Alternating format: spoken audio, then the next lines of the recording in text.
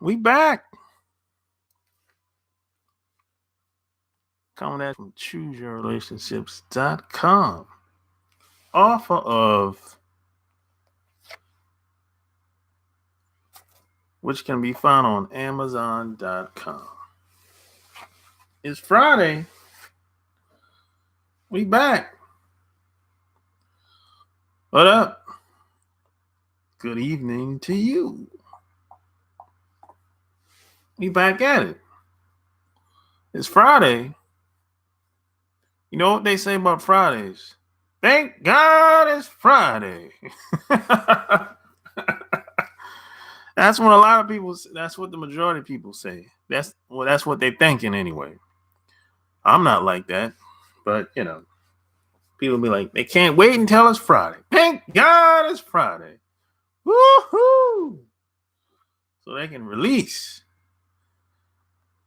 take a break, get away from that job that they hate. Thank God it's Friday, man. Once again, it's on. Thank God it's Friday, man. I'm telling you. Yeah, like this video. Share this video. You could be anywhere in the world, but you chose to spend a little bit of time with me. And I appreciate that. Apple Mac in the house. Black World King in the house. What's up? Yeah. I'm in North Carolina. I'm back. I ain't going nowhere this time. Yeah. Man, you got to do a vid on Dame Dash when you get time. Hey man, I like Dame Dash, man. I don't know what's going on with him, man. I don't know what's going on with Dame Dash, man. I don't know, man. I don't know. Man, I don't know what to say about that Apple Mac. Man, I don't know what to say about that, man. I'm just confused, just as confused as everybody else about the comments he made. Love your show, bro. From Maryland. Have self-control. Yeah. That's a good one. Man, I think that shit is I don't know, man. I don't know if it's fake or not. I heard what he said though.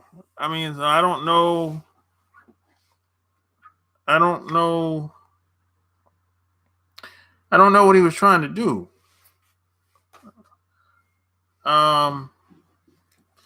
It's just the whole thing is kind of fishy to me. He doing for all them white boys standing around. Yeah, but let's see on topic. Yeah, we can talk about that later, man. Yeah, I don't really know what to say about it though. That's why I haven't done a video on it because I don't know what to say.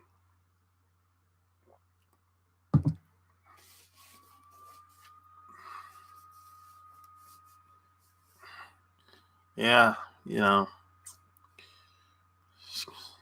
sometimes it's it can get a little crazy out in these streets sometimes. But I don't know, man. I don't know. But hey, man, you know.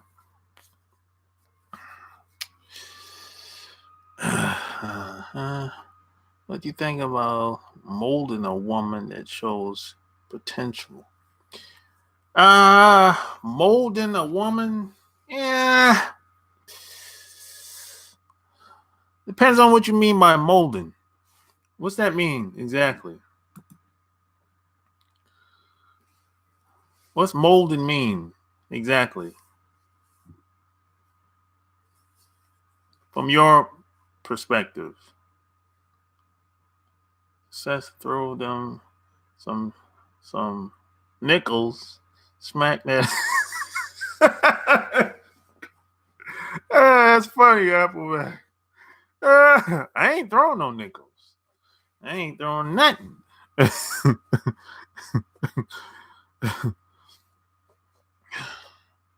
Molding means shaping. Nah, I don't. I disagree with that.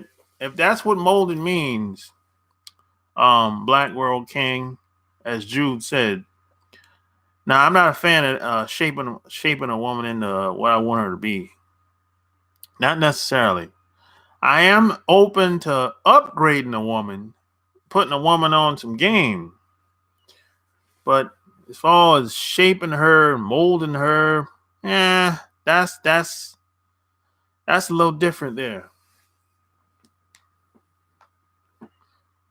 See, because the difference is a woman has to be open for the upgrade.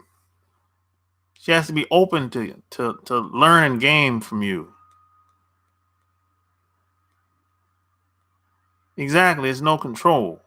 See, if you're shaping somebody, molding somebody, they might not be open to anything you have to say or do. You're like a control freak on many levels.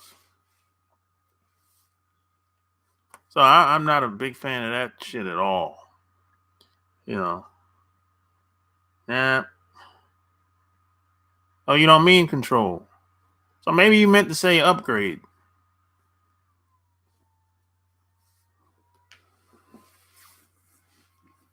Maybe you're trying to. Maybe you should have used upgrade instead of molding.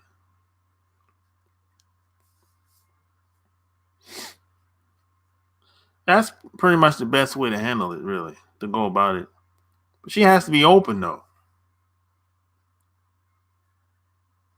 The best motive women are often affected by is money. Uh, Jude, I'm gonna have to disagree with that, Jude. Not the only way I would, in most cases, Jude, if a woman's motivated by money, either she's been struggling too long, or she's afraid to struggle, or she has a low attraction towards you, low interest towards you. Those are about the three reasons, really. She's been struggling for a long time. You know, she has very low interest. You know, it's that's how that is.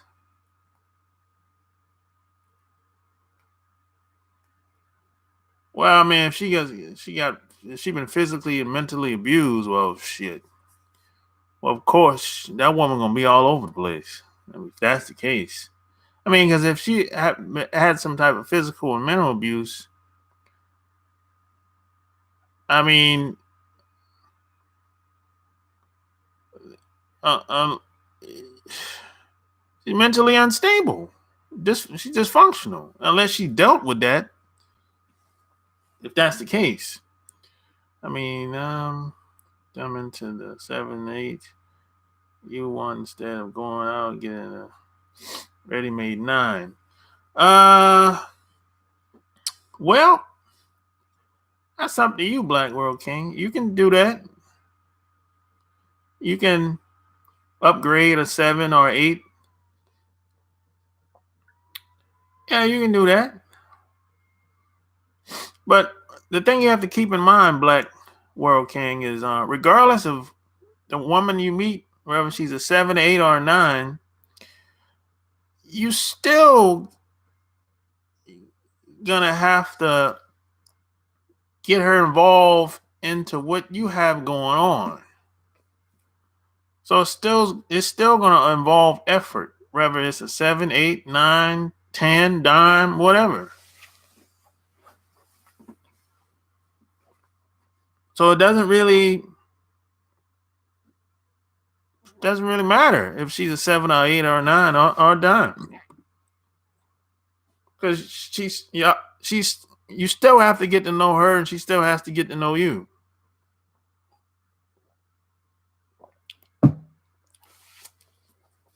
And it depends on what's a 7, or 8, or a 9 too, or a dime to you.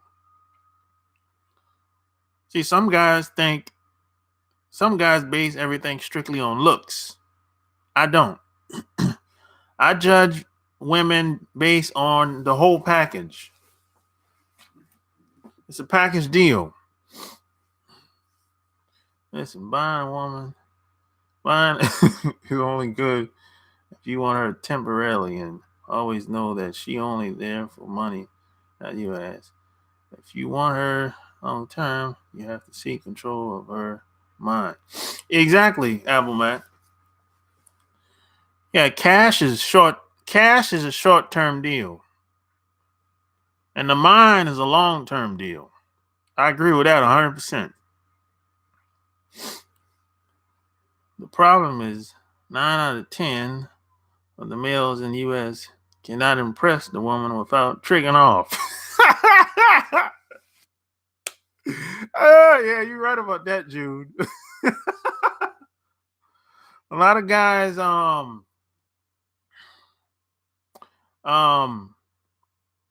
they think they gotta take the girl out all the time and showing off in front of her and all that stuff. Yeah, a lot of guys on that. I'm gonna say over 50% of the guys are like that. I'd say a good 60-70% of guys, they think they gotta take the girl out all the time. They think they gotta take her out to get to know her. No.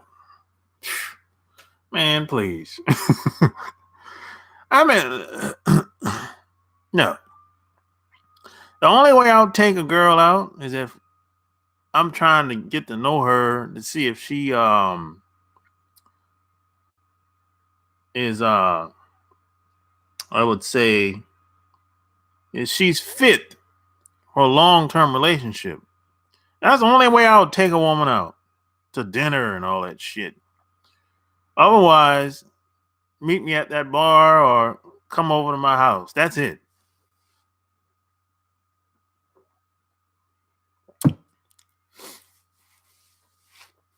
And even for me to take a woman to a restaurant, boy, she got to impress the hell out of me. I'm talking a boy, she gotta almost be flawless. But it hasn't happened that way.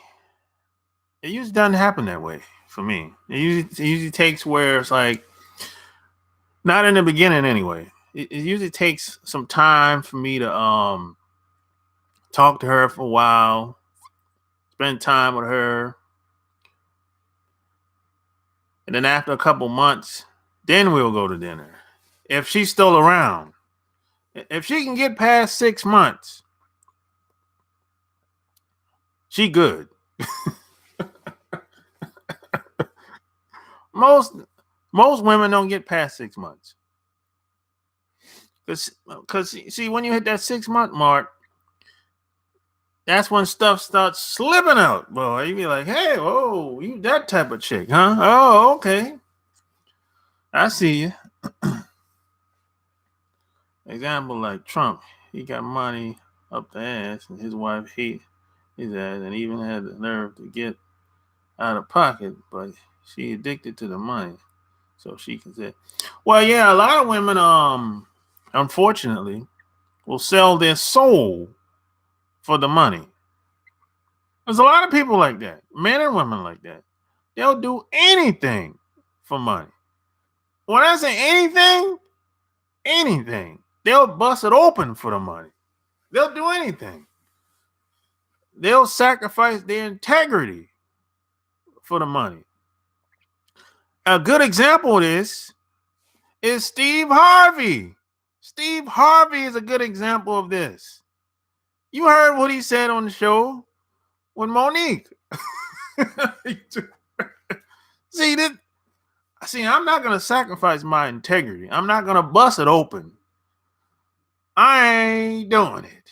I'll find another way.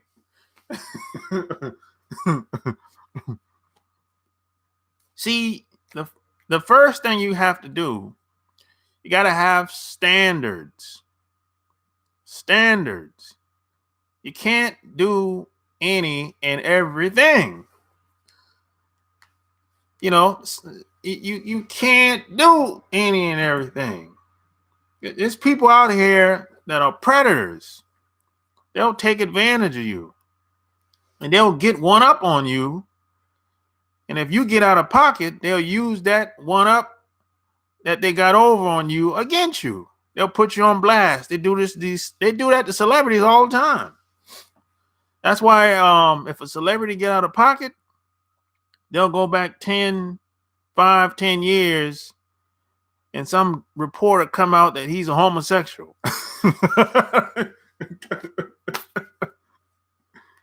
And 9 times out of 10, he probably busted open one night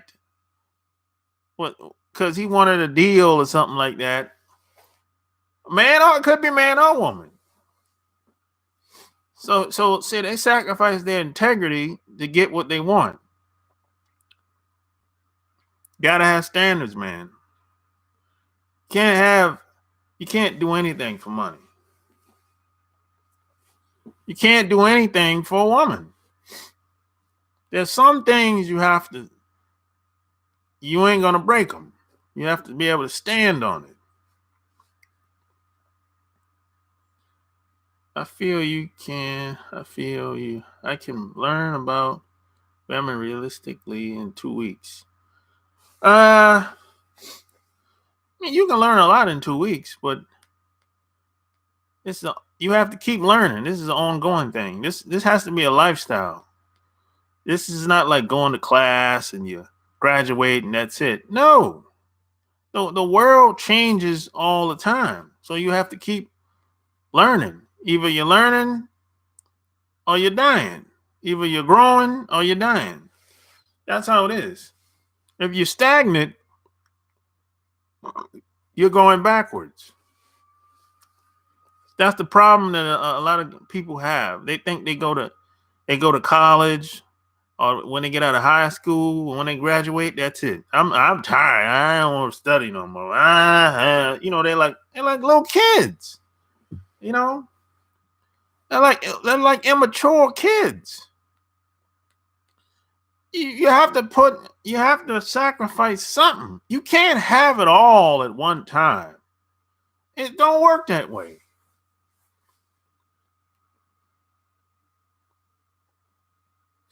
You can't have everything all at one time.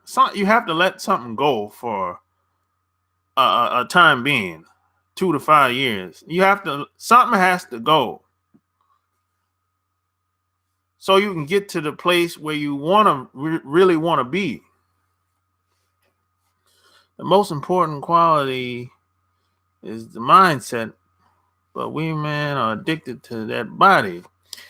Yeah. Well, here's the thing. I like the body too, but once I see the body, I say, okay, you got a nice body. Now, what that mind like? See, I snap back to reality. Yeah, I like the body too. I like all that stuff. But I'll snap and I'm like, wait a minute, okay, what's that? Then I start talking to her. What's that mind like?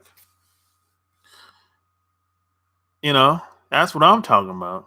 Because if I can't talk to you, if it's like talking to a brick wall, it's like, oh no, this ain't gonna work. Because it's like all I'm gonna do is just smash and leave. If that's the case, and I've done that many times. So that ain't really. I don't even waste my time doing that today. I'm like, regardless of how she looked, if I have a hard time talking to her, I'll just leave her alone today. It's not worth my time sticking around somebody that I shouldn't be around, basically. I'm already looking for the real slip up and come out. I will take them out. Look at all the hookers going to Dubai. Yeah, them girls go to Dubai. They going to get that bag in Dubai. That was cool. The white chick from Australia who was that's cool. She used to go to Dubai back and forth. Yeah, them women in Australia, they go to Dubai all the time. We believe people who sacrifice integrity get theirs in the end. No. If you sacrifice your integrity, you sell your soul. You sell your soul. This is why a lot of these people get sick. They sick. They got high blood pressure, cancer. Because they see the body never lies. Your words might say one thing. Your actions might say one thing. The body never lies. So they don't get away with any. You don't get away with anything out here. You can lie to trick some people. You can't trick yourself. You can't lie to yourself. You can fool the other people around you, but you can't fool yourself because you know what you done. I seen a man steal money from a woman. He married. The guy suddenly died of cancer. In the end, everything you do come back to you. Yeah, look, he paid the price. That's why he got sick and died. You don't get away with anything. Nobody does. I've seen a lot of people done all their dirt for their entire life, and they don't live long. If they do live, they're sick. Got all kind of pills in the medicine cabinet. I don't pop no pills. I'm anti-pill, anti-drug all day. And they popping pills and we the same age. Come on, man. So who winning? Me or them?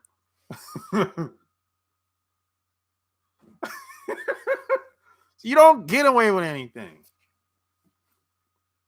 You might think you slick. See, I'm not slick. Well, hey man, I got I got the gift of gab, but I don't take advantage of people. I don't prey on them. But I'm not slick. I mean, hey, I can talk that talk like a lot of people, but I'm not slick. I don't go around lying to people or backstabbing people, stealing people's money.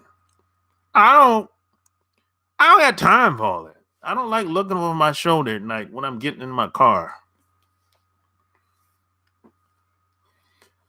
Every politician sacrifices integrity, period. No exception. Yeah, that's the politicians. That's the game that they play. That's a dirty game. No such thing as an honest politician. If they say they're honest, he or she is either a liar, powerless, or a fool. Yeah, politicians don't even talk about honesty. They don't even talk like that. I mean, they never say yes or no to anything. How many politicians you hear say yes, no? If you ask them a direct question, they almost never reply back with a solid answer to your question. Almost never. And a lot of these people, these politicians, are attorneys. They used to be attorneys at some point in time in their careers. The majority of them. A lot of people don't realize that. A lot of these politicians used to work for these big corporations like Walmart, Microsoft, Yahoo, like back in the day, Google. Yeah. So, and they go to law school. So they've been trained to speak in such a way where it's like, it's very manipulative.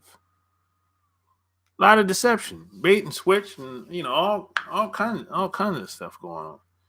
You are not compelled to trick off in your relationships with the women, because you are not an average guy. Since you met many types of women, the average man does not have your experience. Yeah, that's true, Jude. I realize that. But you have to keep living. In order to get more experience, you have to keep living. That's all. You have to keep living. That's all it is. It's time. Yeah, like this video. Share this video. I believe people do get away with a lot of wrong. Solo rocking. Yeah, they do. That happens all the time. But it doesn't last long. Solo rocking. That's the thing. It's not going to last long. It's going to crumble. Sure, it might have a good start in the beginning. Everybody have a good start in the beginning because the relationship is new, it's fresh. Y'all don't really know each other. But over time, a couple months go by, this going to crumble. It's going to go down like the Titanic. I've seen that happen hundreds of times. Hundreds of times. I've seen people come and go. A lot of these people are on Facebook quoting scripture. I'll be laughing at them. Because they lost. They lost everything. They lost their family. The kids don't like them. Well, the parents don't really like them either. If they're still living, parents just put up with them. They got to move. A lot of these women got to move back with their parents. And they're in the 50s. They got to move back home. And they're in the 50s and 60s. They got to move back home. Not because they want to. They have to. And when they get back home, ain't nobody checking for them like that. They already old.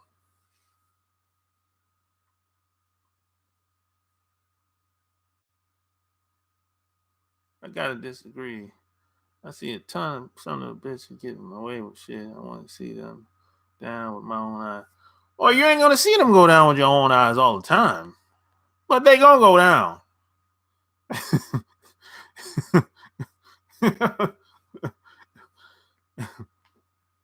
I believe people do get away with a lot of tell it like it is. Lawyer defined means professional. Yeah, lawyer is a professional liar. That's true. That's all it is. It can last as long as you need it to, but I understand your point of view.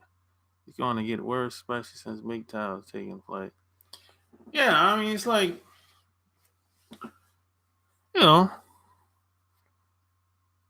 I mean, think that you gotta look at it like this.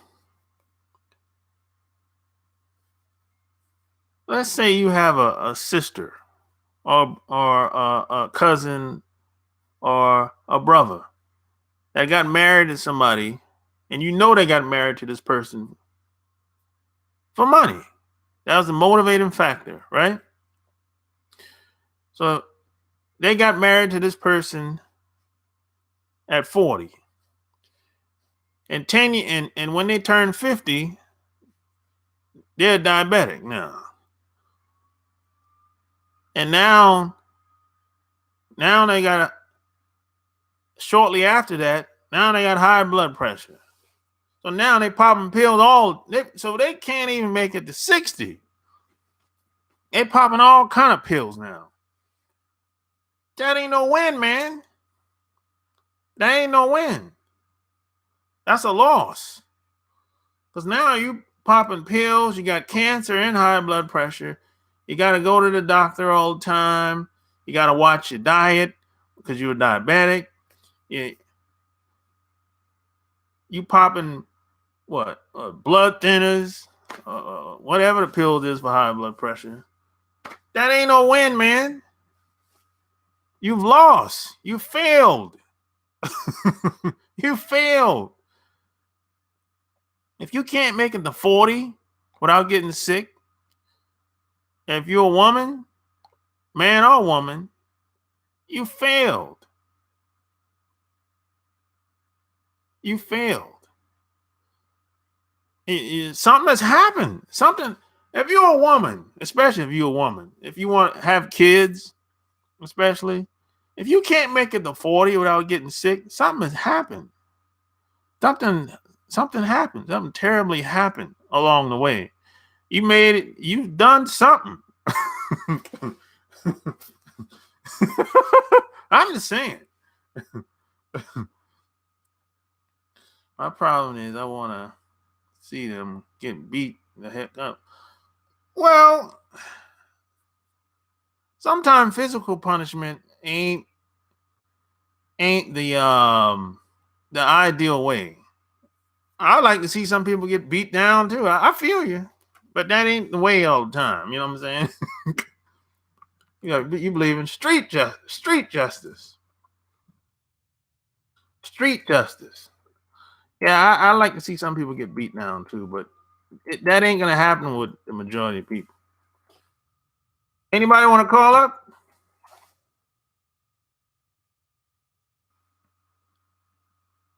Street justice. Anyone want to call up? Anybody want to call up? 800-315-8203. Street justice. And some people deserve to get beat down. But everybody get theirs in some way, shape, or form. You know?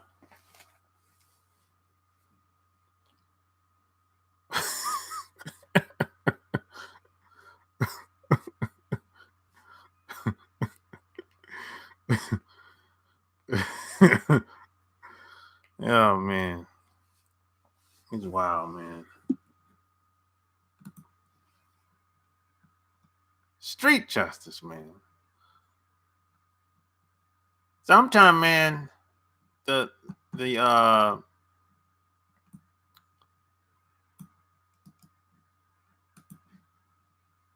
sometimes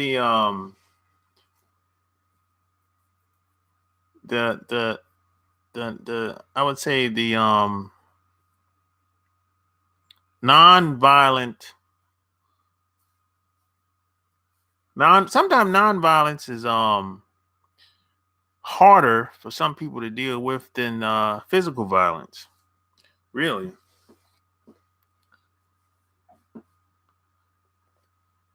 For some people it is. I mean, for me, I'm not like that, you know, because the words people say don't really bother me. I have thick skin. But for some people, you know, if you yeah.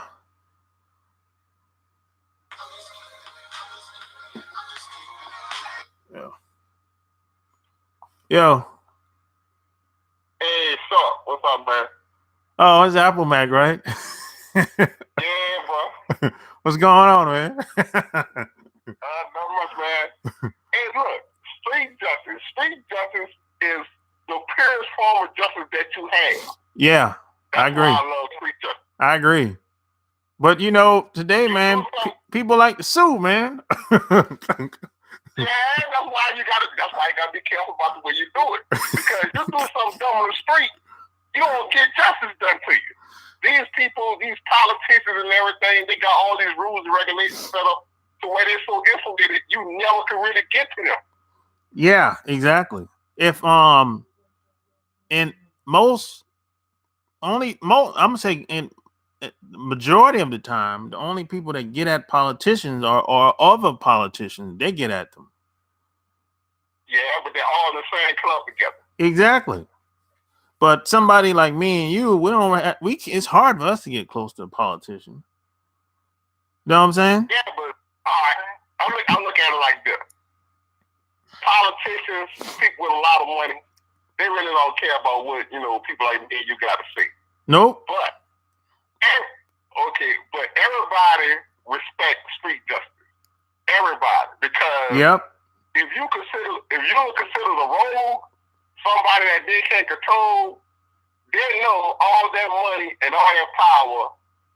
You know, if you really want to get at them, you know, they gotta, you know, inflate their self better, or they might have to start running. Because if, like, for instance, like that dude that guy a couple years ago in California, the guy that was an ex-Army, ex-Marine, whatever, he was training the cops in LA, and they did him dirty, and he turned around and started killing all the cops, and I think he killed one of the captains and everything. They had this, I think his name was Darden or something like that. Oh, yeah. They burned down the house to get him. Yeah, I remember that. Okay, that's the kind of stuff I'm talking about. You see what I'm saying? Like, he was training them. All these people with power, he was training them, and then they turned dirty on him. So he knew more than him because he trained them. That's why it took a damn near army to get him. Yeah. Yeah. They don't want to see a gang of people like that rise up. No, they don't. They don't, man. You know. And that's the kind of level that you got to be on with these people, because, like, I mean, they don't run roughshod over you, man, if you let them. Yeah. You got to figure out who you are. Yeah, I agree. You know, I think I've made a couple threats in my day. And a lot of times that's all it takes. Yeah. You know, a lot of people like somebody like Trump. Trump ain't never been taken. I heard people on TV say Trump ain't never been taken. That's probably true. You know, because Trump comes from money. He's been insulated his whole life, so he ain't never told the word no before. So he figured he can do what he want to do. They got some people like that. Well, yeah, he got. You know, well, he's heavily guarded too now. Yeah, of course. Yeah. You know, Trump on the inside. I mean, if he wasn't on the inside, he wouldn't be allowed to do the stuff that he do. You know. Exactly. It's just that, you know, they just have people that capitulate to him. Yeah. You know, which is crazy. Yeah. Yeah. I remember, like, when he said, when he became president, and they said, "Hey, we're gonna sign you with Secret Service." He was like, "Nah, I got my own guys." he didn't trust them dudes. Oh no. I guess he saw how to do it, run up to the White House with Obama and said, "Let some people in or something," you know. Yeah. Obama said, "Hey, if you don't put a line, we're gonna let them get active." And then he said, "Oh, I'm not staying in the White House. No, I'm staying in New York." You gonna go for it? Yeah. So hey, man. So Trump, he's said, "No, I got my own security." So yeah, man, that's. Go ahead. What you were saying about women having successful women and everything.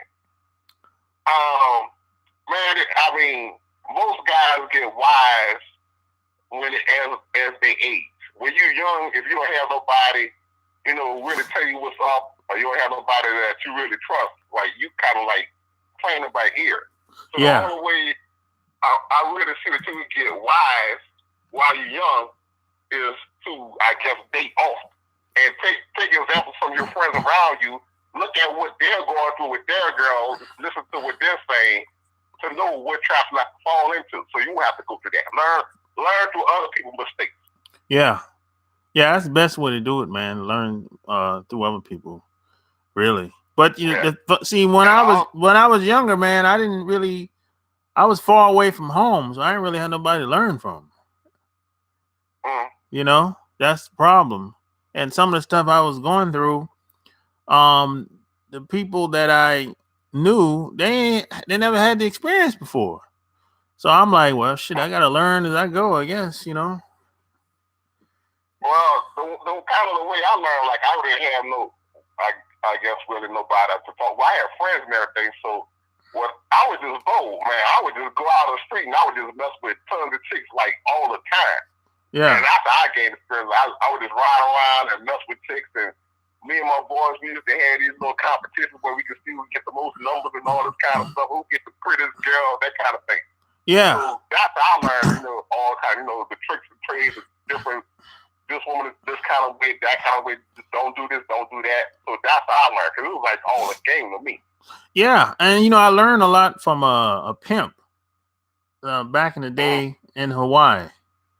And I learned from a woman. She was an older woman at the time. So I learned a lot from them when I was like, I'm like 21, 22 at the time.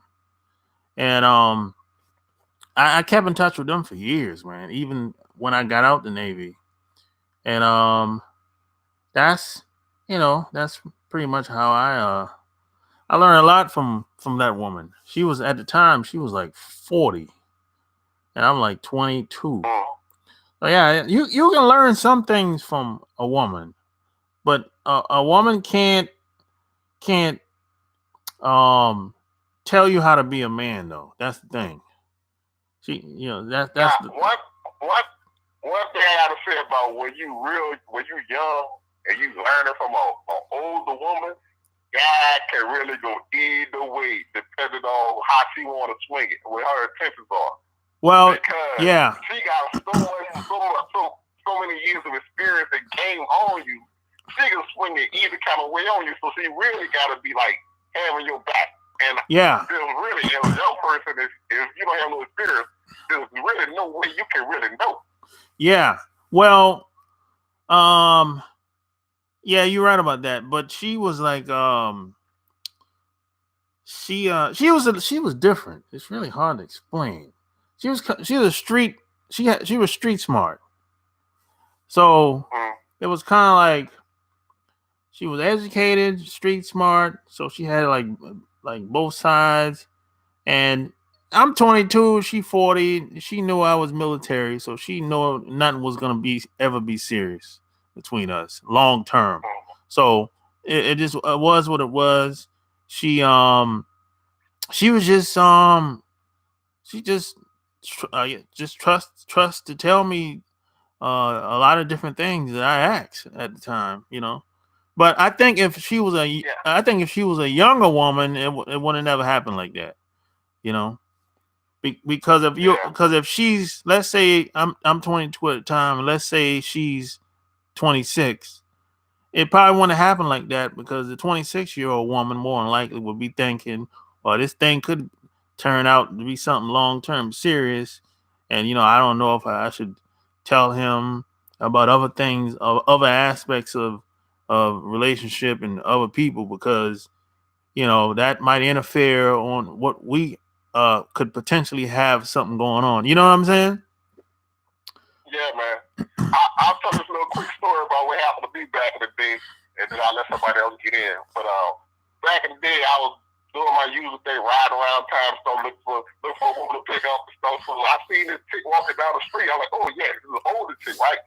I can tell she's like in her 40s or something like that. So oh yeah, I'm going to holler at her. I'm going to try to see if I can pull her right.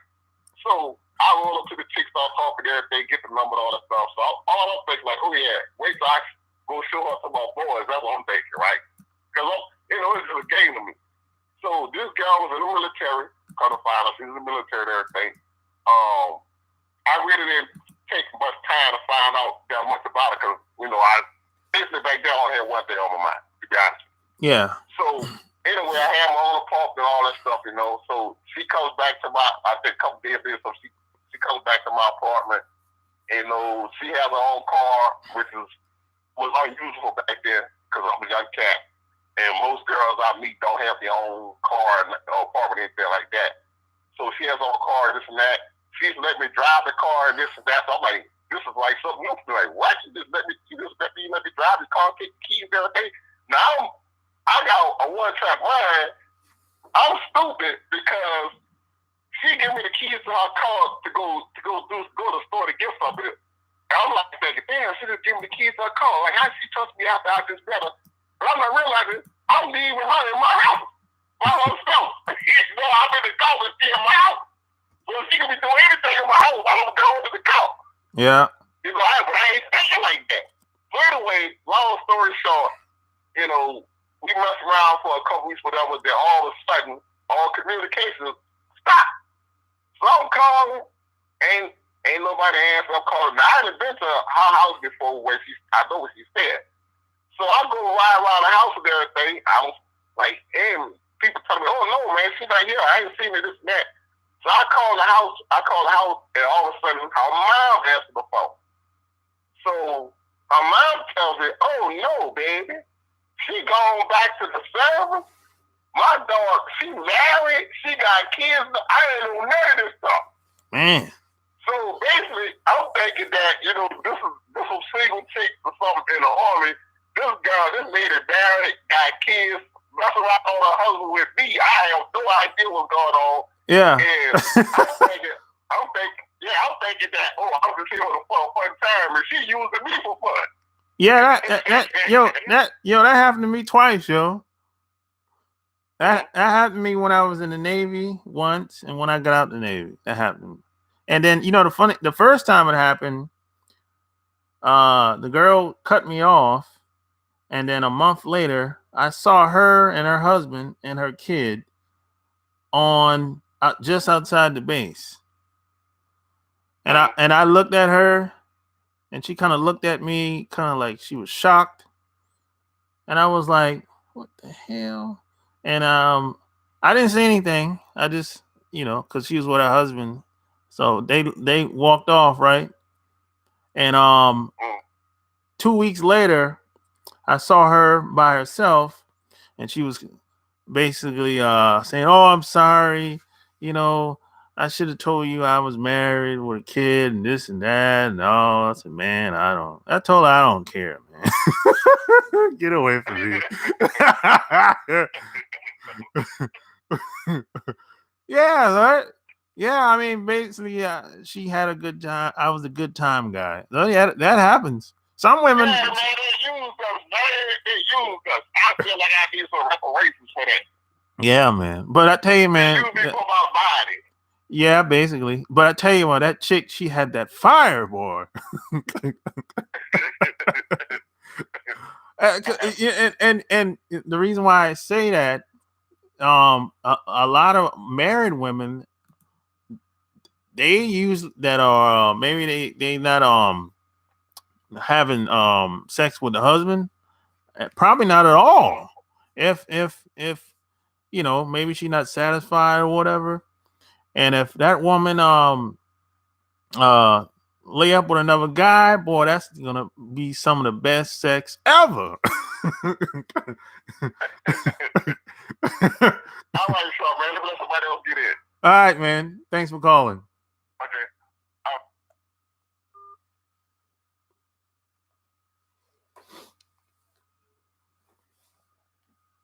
Anybody else? Sounds like she has family issues. She wanted that good guy. Parnell. I don't know, man. I don't know what she wanted, man.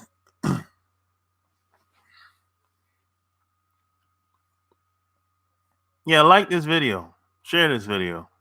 Get the likes up.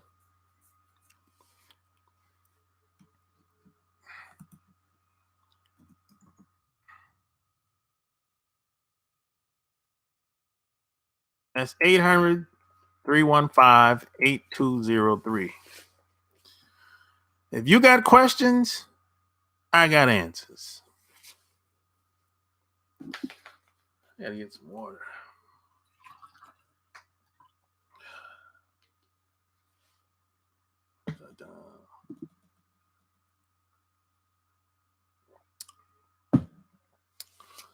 What's the topic? The topic is 3 things every man can do to become more attractive with women.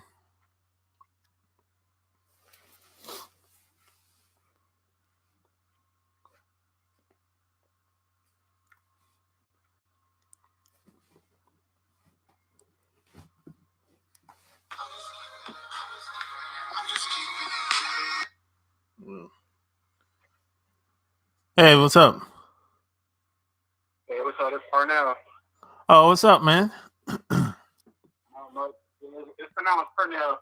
So lately, man, I've been running into some women, and they look decent, but it's like they got good jobs, but it's like they're not confident in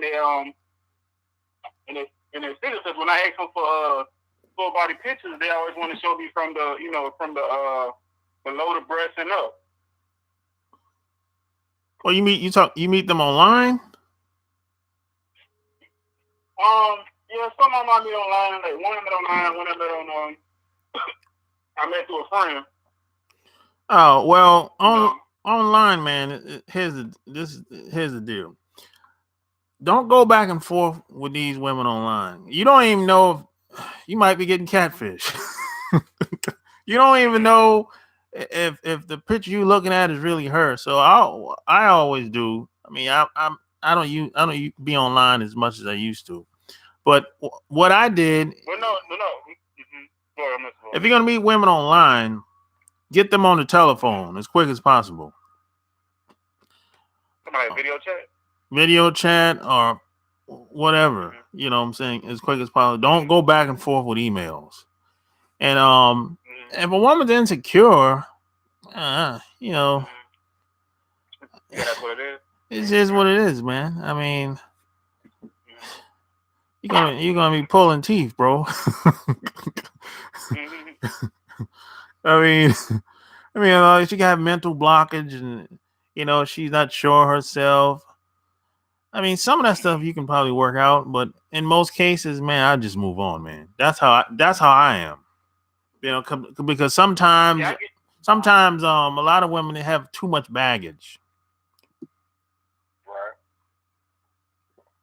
Some of them think that everybody made mistakes, but some of them think that what happened in their past, they think they hold that against themselves, and they feel like they're not and because there's one girl, she stayed like in close to Atlanta area, so it's it's very competitive when it comes down to women. A lot of attractive women in Atlanta. Yeah. And so I was like, man, I try to let them know, like, man, you gotta be yourself. You know what I'm saying? Like, you gotta be yourself. With me, just be yourself. Because everybody got. I don't care how educated a person is, how much money they make. Everybody got some flaws. But check. Don't try to cover up. But check this out. A lot of women don't want to be themselves because they don't think they're good enough. That's the problem. Okay. They don't think they're good enough. They don't think they're insecure about certain things. Mm-hmm. So you telling a woman that she might not feel the way you feel about her. She might not see the things that you see in her. You know what I'm saying? That's like, that's like if you tell a woman, "Hey, you're the beautiful girl in the bar." She's gonna be like, "Man, you're full of shit." You know what I'm saying? Because It's not believable. It's like she might think she all right, but if she doesn't feel the way you feel, it doesn't matter. Mm-hmm. So it's like sometimes some women, maybe you can build them up by talking to them over a short amount of time. Some, but the majority, it ain't gonna happen because it's like they're not living in the moment; they're living in the past. So if they haven't dealt with what happened in the past before you met them, you're gonna be spinning your wheels with them. You know what I'm saying? So that's how that works, really. Because spinning my wheels with them, you mean going around? Yeah, you're gonna be going in circles. One day it's gonna be like a pinball machine. One day it's gonna be cool. Next week she's gonna revert back to how she was. Because you're gonna say something that's gonna trigger something that happened in the past, and you're gonna be thinking, "Yo, what's up? We were just laughing and talking a couple days ago. You stayed over, or you came over. We had a good time, and now you said something that triggered something that happened in the past, but you don't realize it because it's like, and you didn't even mean any harm by it.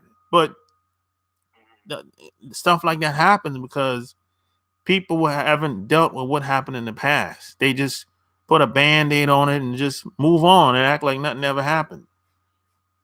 And 9 times out of 10, a lot of these women ain't gonna tell you what happened to them because it's painful, it's embarrassing, and they just don't want to talk about it. It's maybe it's a taboo subject and all kind of shit going on, man.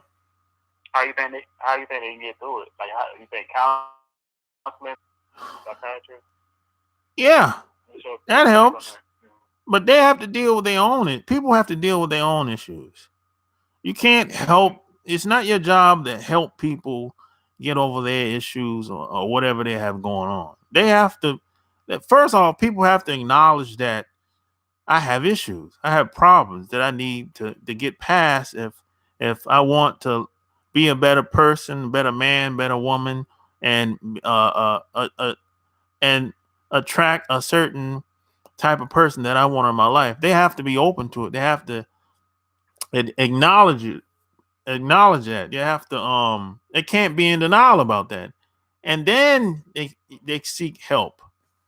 But most people, they act like, hey, it didn't happen that way, or they be in denial. I got you. All right, man.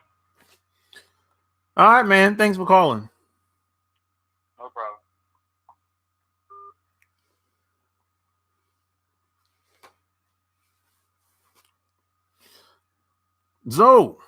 Zoe said, hit the gym, get more money, and get a home. No, Zoe. Don't get the home. Don't get the house. Don't do it. Hey, hitting the gym, that's cool. Getting the money, that's cool. Hey, don't get the house.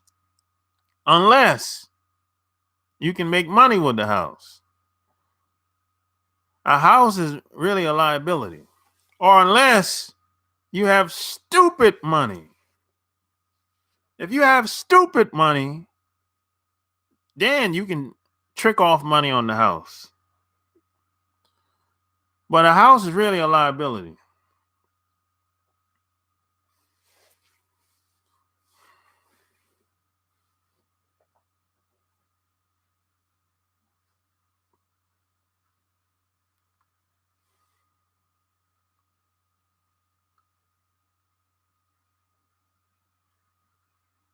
Everybody needs somewhere to lay their head.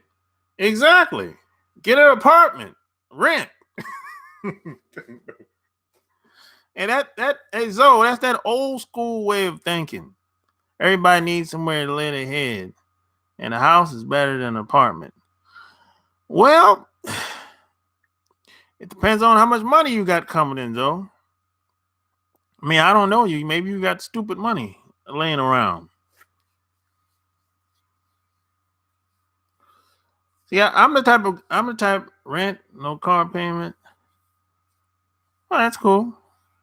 I do the same thing. Well, you can turn that liability into an asset. House hacks. Yeah, you can turn the house into into an asset. But most people aren't thinking like that. Most people, when they get the house, it's just for show. Or it's just some place for them to get cozy and comfortable. And then when they get with a woman, man, that woman gonna have so much influence on you and how the house is gonna be, and she think y'all gonna have a house forever. Yeah, that's how it's gonna be, man. I'm telling you. I'd rather bank on the home instead of a marriage. I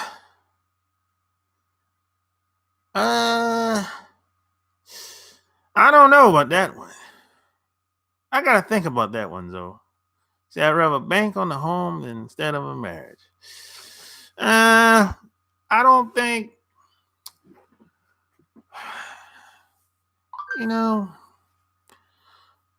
I don't put a lot of I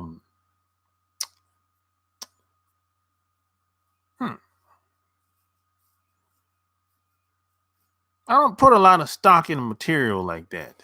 So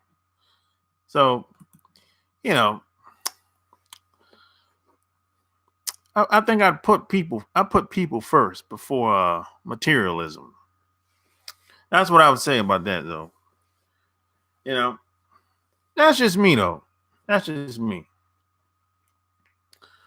Because, the marriage could leave and the house could leave. So I guess it depends on where you live at, I guess. As far as the house go. Or, well, could be marriage too. I guess it depends on where you live at.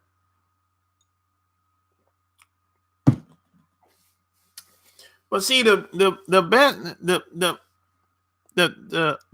well, probably good news or bad news, depending on how you look at it. There's nothing guaranteed in this life that you live. The only thing that's guaranteed is you're going to die one day. That's it. So there's no guarantees in anything. Zero guarantees. You're going to die one day. Guaranteed. So, you know, that's how it is. If she wasn't with me clocking in my shift, she has no input on my home.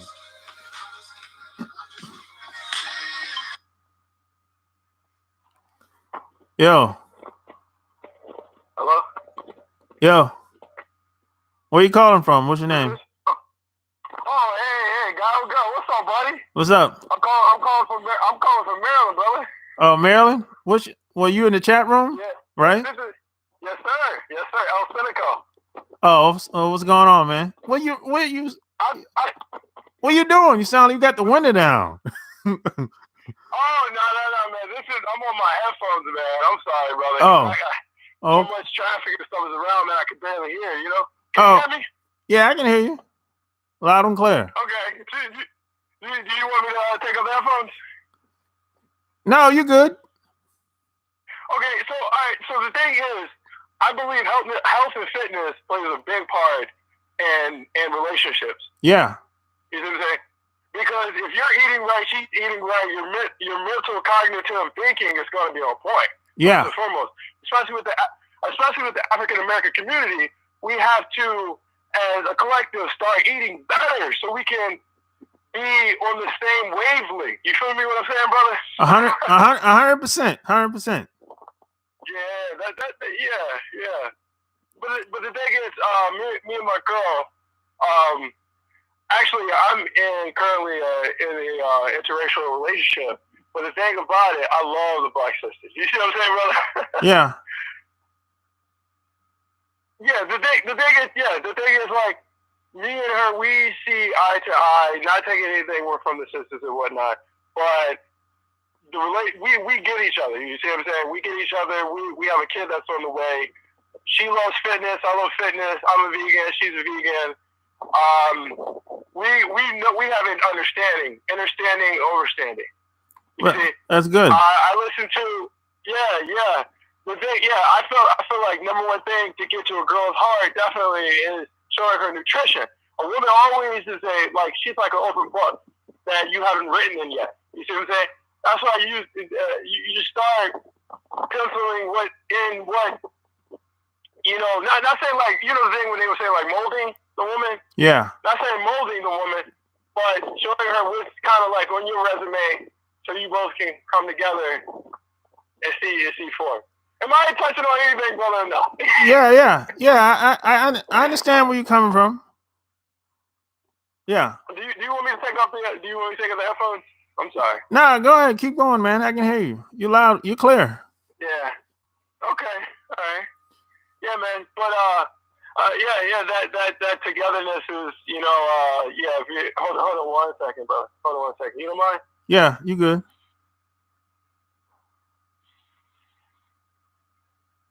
Yeah, 3 things every man must do to have success with a woman is number one. I'm not that old. You know, I'm 28 years old, about to be 29. Obviously, it's got to be with some stability. Obviously, you got to have some money. You got to have some income coming in. Not saying that you have to have too much or too less. Something which is coming in that's going to stabilize the relationship. You see? Yeah. Second thing, health. You know, showing that you are a healthy guy, fitness, and everything that comes with it. If you're just sitting on the couch or slob, just playing video games or whatnot, it's going to mess everything up. Last but not least, you got to have some foundation where you can fall on. If it's God or if it's something in particular that keeps you motivated at the end of the day. You see what I'm saying? Yeah. Yeah, those are good points. Yeah. I mean, those are good points, and not my points, but they're.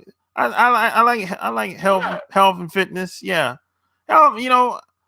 I kind of think health. Well, I'm not. I kind of think health and fitness is a given, but I feel you. Okay. I feel you. Foundation. Yeah, I feel you on that. I would put that in with standards, though. You know what I'm saying? Right. Yeah. Right. Yeah. But yeah, you make some good points, man. Yeah. So, yeah. So thanks for calling, man. Yeah, man, no problem. All right, later. All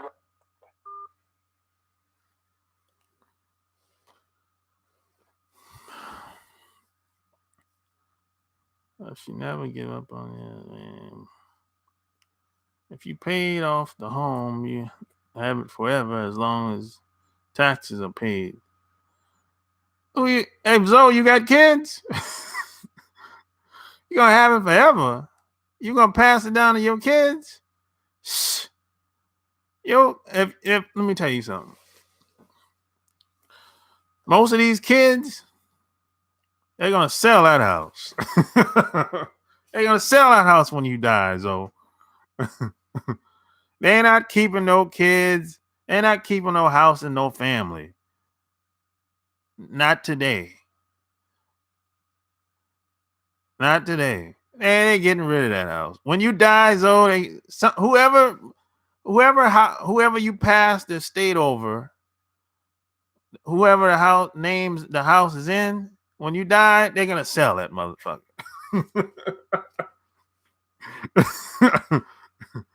You're better off just selling it 10 years later, whenever the equity go up.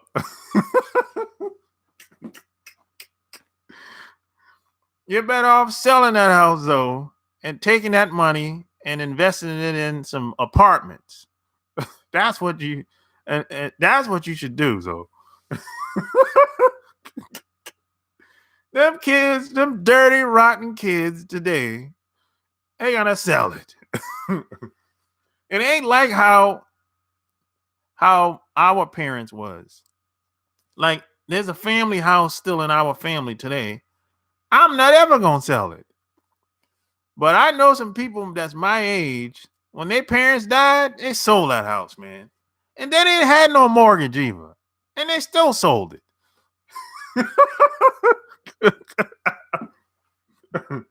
Some dirty, rotten kids. Come on, man.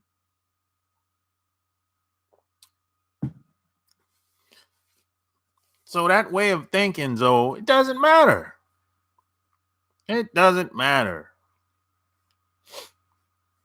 The best thing you can do, keep the house for a while, 7-10 years, whenever the equity go up, sell it, take that money and invest it in apartments. Because these fools ain't buying houses the way they used to.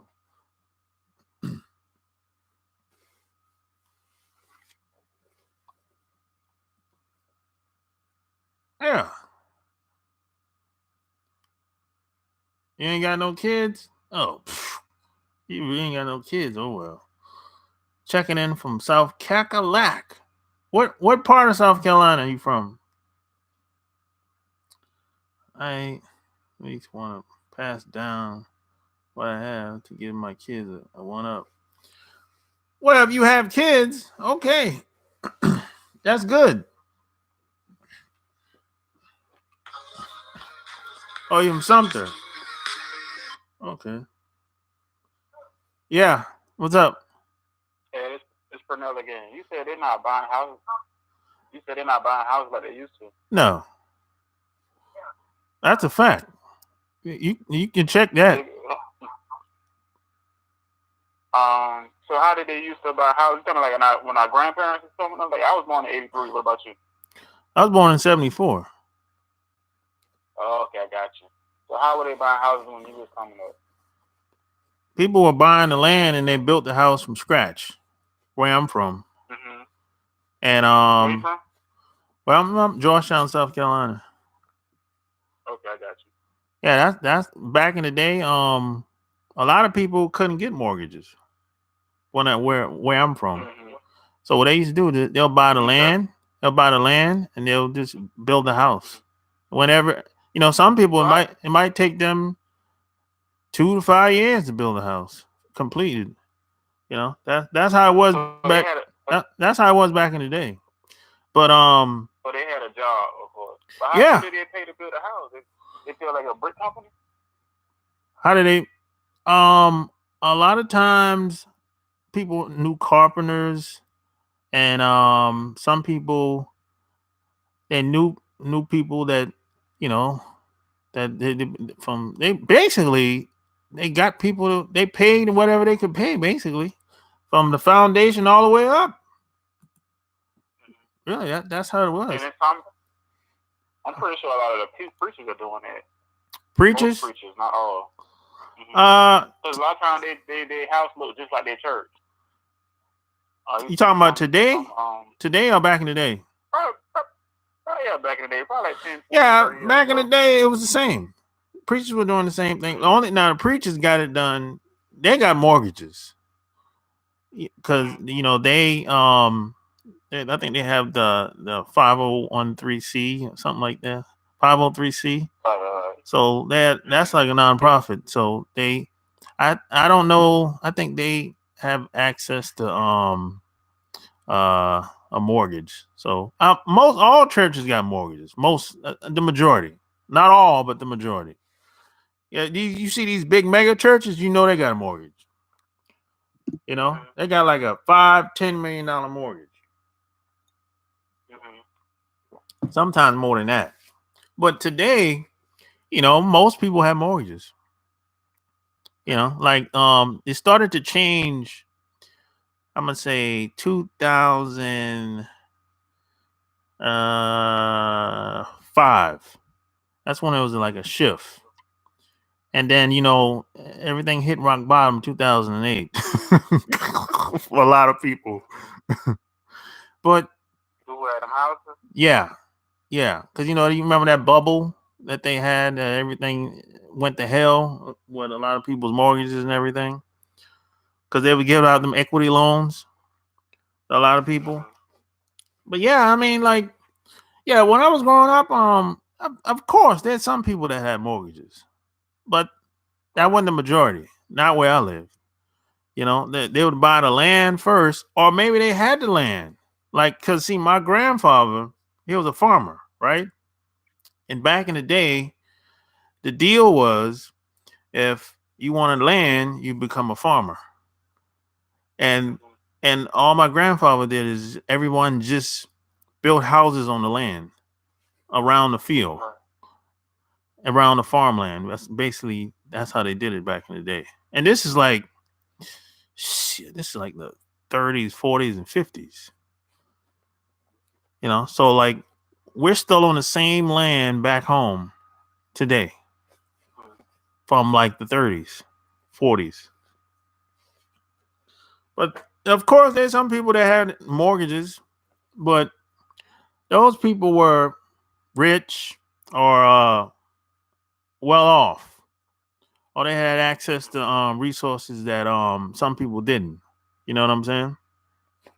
But that's how it was where I'm from.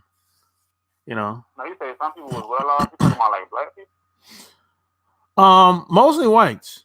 There was some black people that were doing okay, but they weren't well off until I'm gonna say when I got into I'm gonna say I was probably a teenager, and that's when I saw the people that were making pretty decent money. They started getting mortgages because they started hiring. They'll buy it. They still bought the land first, and then they'll get some construction company to build the house. And they get these houses done pretty quick, 3 to 4 months. You know what I'm saying? Yeah, that's so.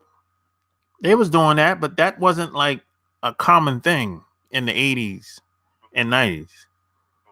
Like it is, like today, you see that all the time. You know what I'm saying? You can drive down the street probably where you live, and there's like some housing neighborhood that they just put up like last couple of months. You know what I'm saying?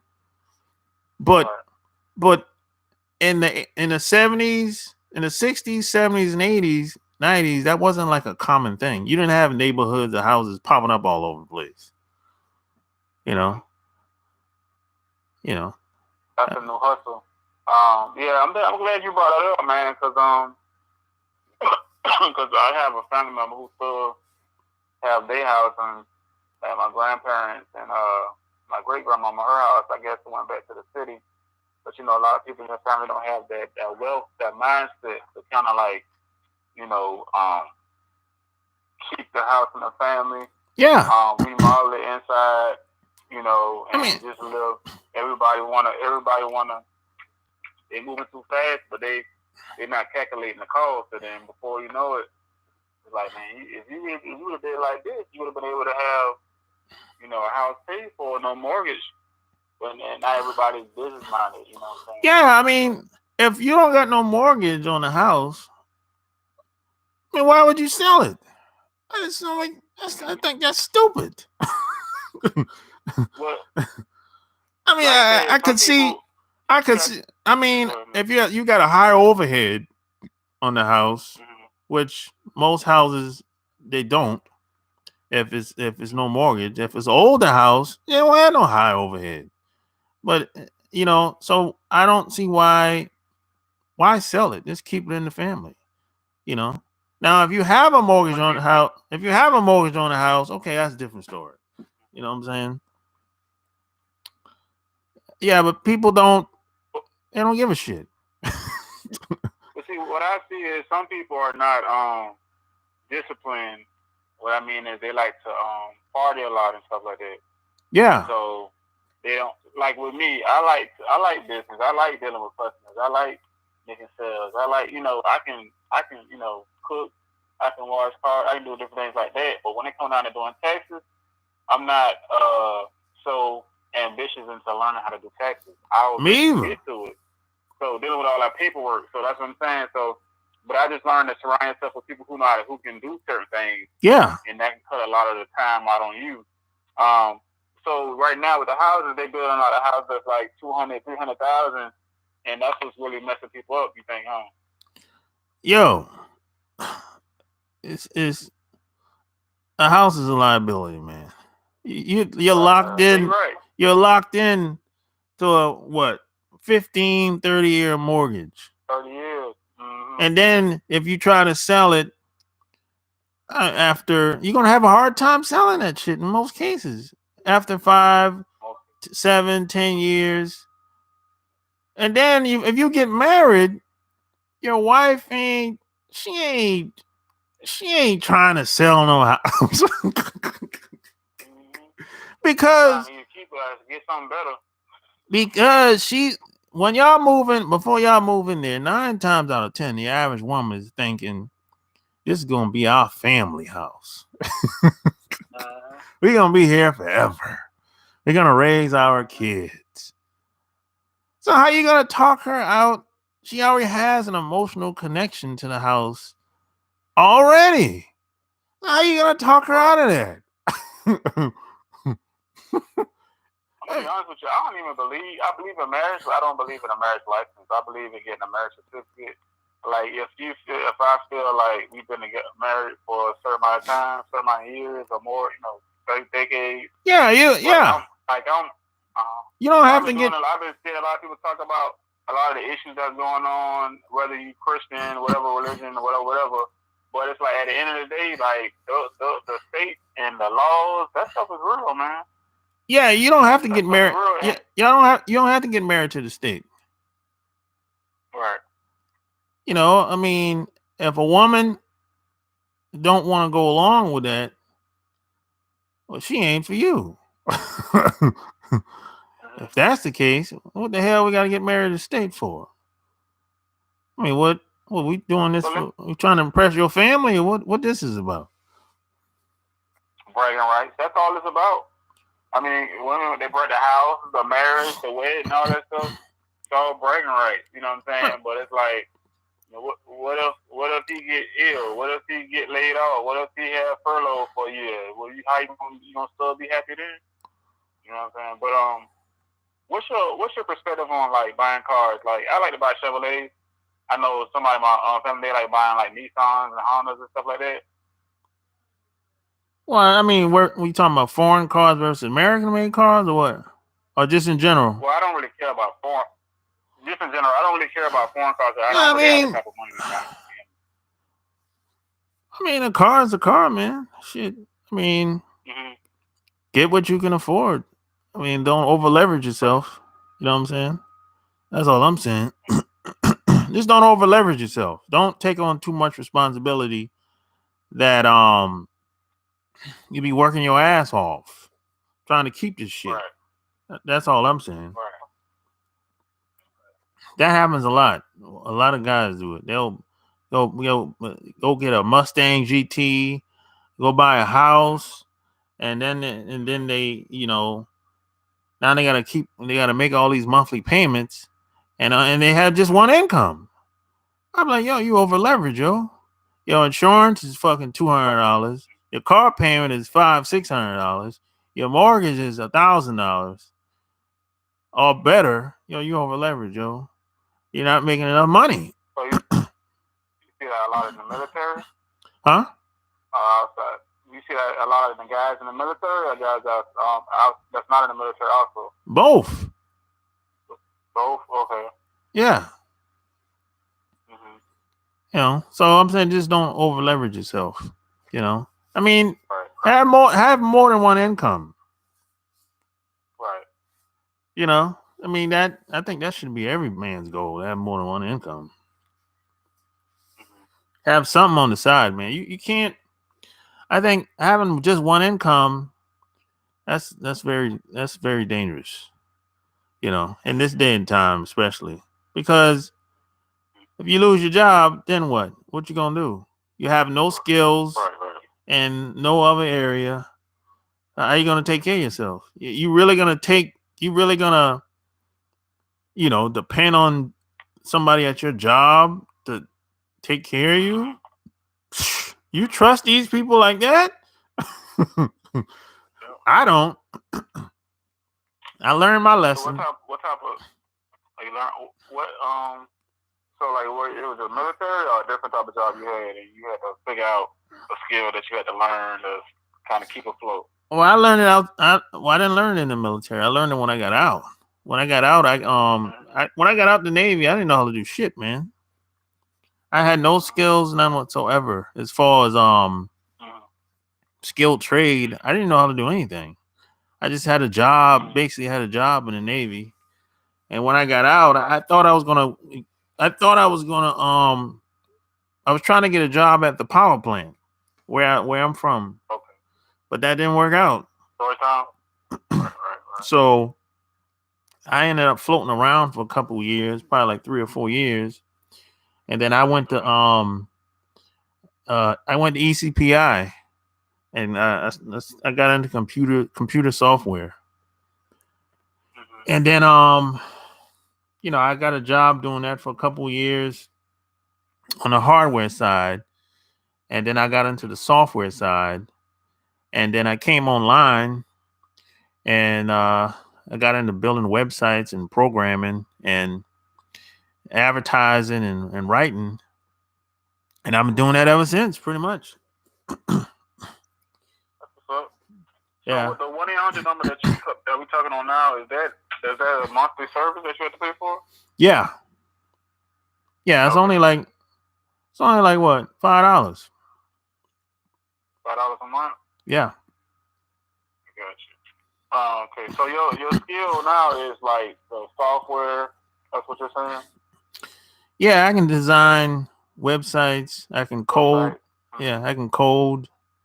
I can of course I can write. I can show up, and I showed other people to do the same thing as well.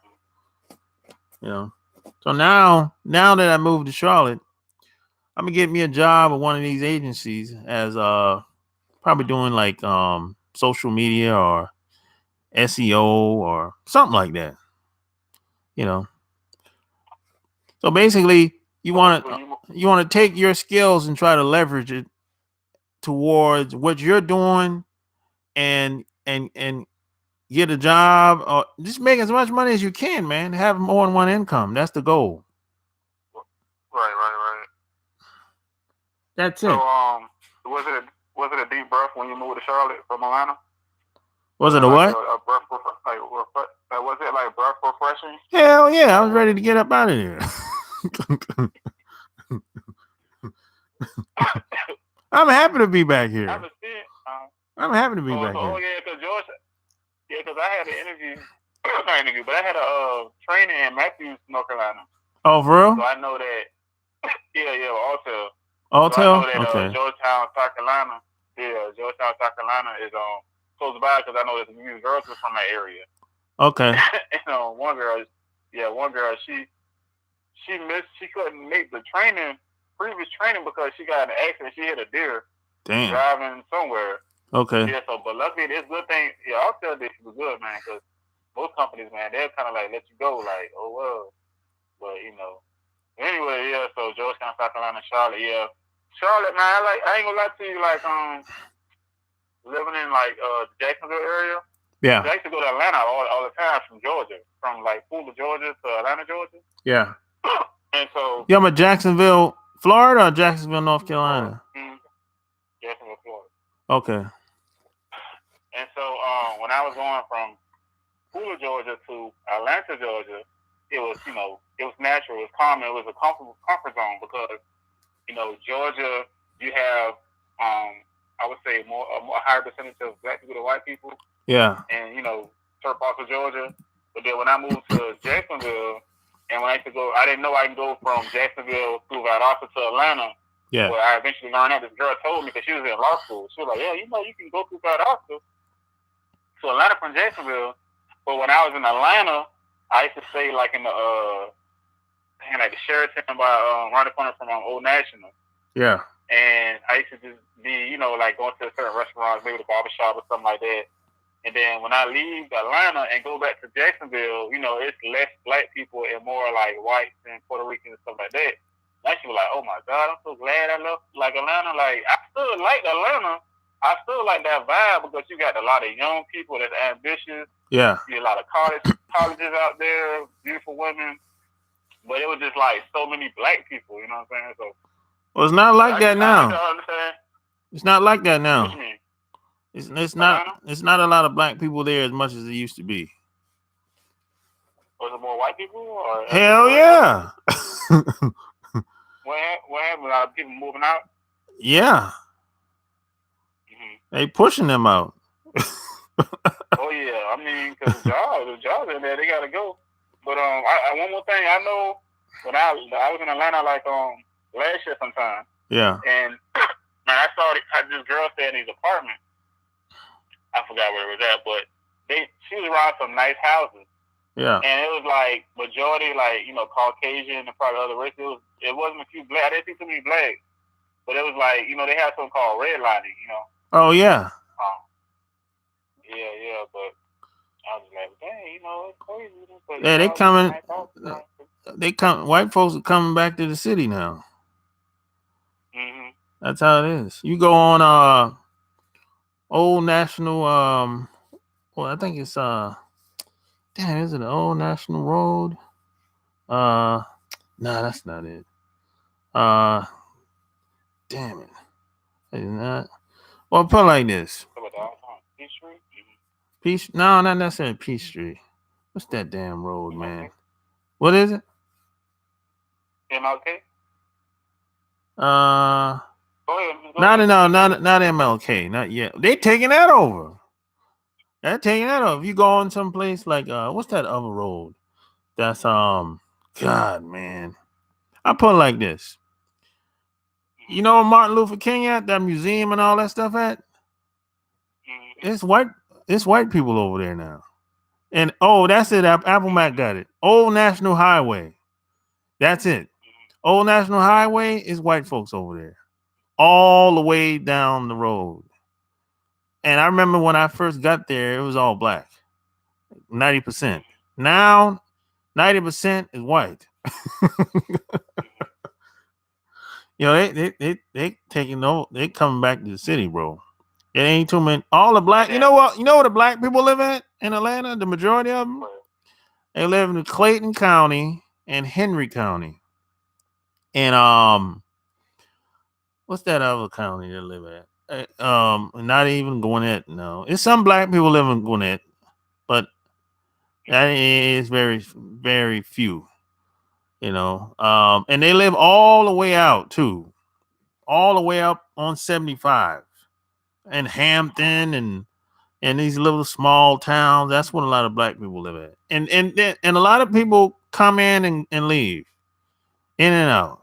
They stay for a couple months, they're gone. Oh, you talking about black people? Yeah. That's they stay for a couple months. Like, stay with who? Themselves or what? They stay with people they know. Some people will get a hotel for a couple of weeks just to see what it is, you know. But the majority of people are older people too. That's been there for a while. That's been living there, whatever. They got government jobs because they've been there like 10, 15, 20 years ago. So they got them good government jobs. But young people, most young people, they don't last there. That I've met. Right. You know. Yeah, and I'm not talking about the people that's in college. I ain't talking about those. I'm talking about people that actually like in their 30s. No. I'm talking about younger people that's in the 20s that come there. They looking for jobs and stuff like that. Atlanta is not the place where you come for a job. You got to have that job before you get there, because if not, it's going to be a struggle. If you don't know nobody, man, let me tell you, it's going to be a struggle. It's good to have that job, work and be on that with that company for a couple of years and transfer to Atlanta if it's a good, move or promotion or whatever. That's what you're saying. Yeah, because it's the market is oversaturated down there. Right. You know. So, all right, man. Thanks for calling. No problem. All right.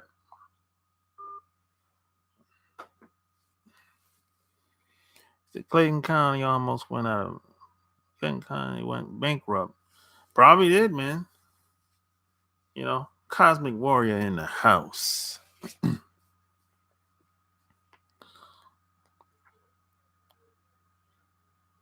Smash the like button. Give me a thumbs up, baby. Oh, yeah. Anybody want to call, man? 800-315-8203. You got questions? I got answers.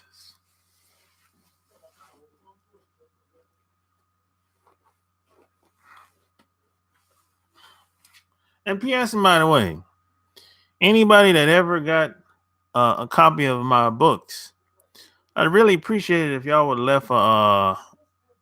leave me an Amazon review.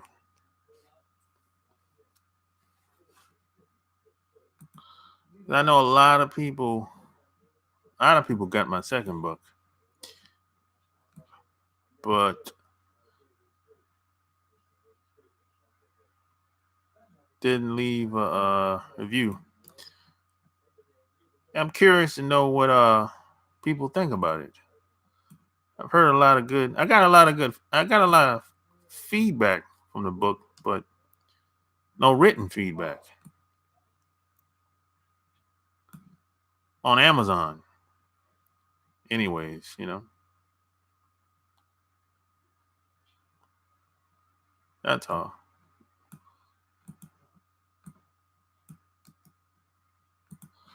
So yeah, you know, you can leave me a review here. I'll put the link in here in the chat. Man, I got off topic question, so I'll save it for an open topic.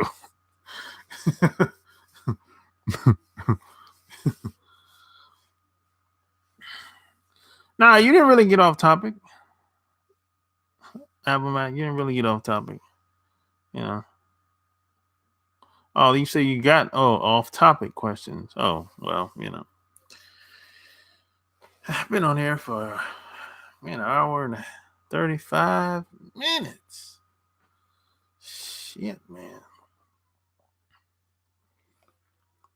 Yeah. You know.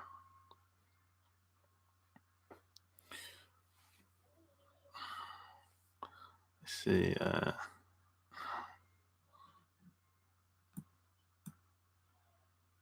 Did you ever buy a car overseas in Japan? A lot of Navy or Air Force guys post YouTube videos to get the car. No, I never got a car in Japan. I didn't want to. Everyone deserves. I never wanted to drive. I never wanted to drive in Japan. But that fire starting, motherfucker. Where that fire? A what? Fire starting.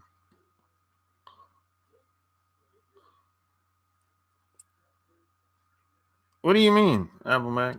I don't understand.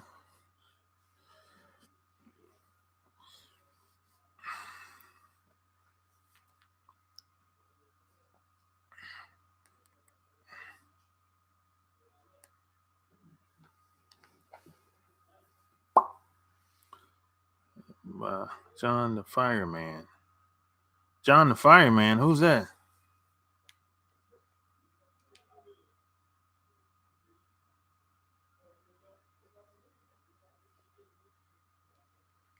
I don't know nothing about that. I don't know.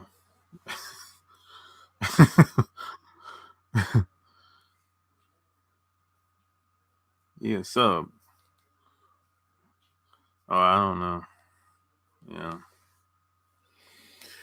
Well, it's been real. You know. Remember, he just got a job as a fireman. I don't know who that is, though.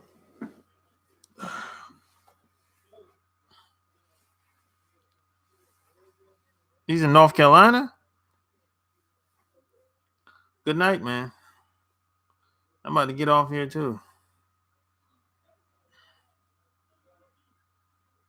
Yeah. But all right, guys. You know, it's been real. Like this video. Share this video. Leave your comments below. Until next time, I'm out. Peace.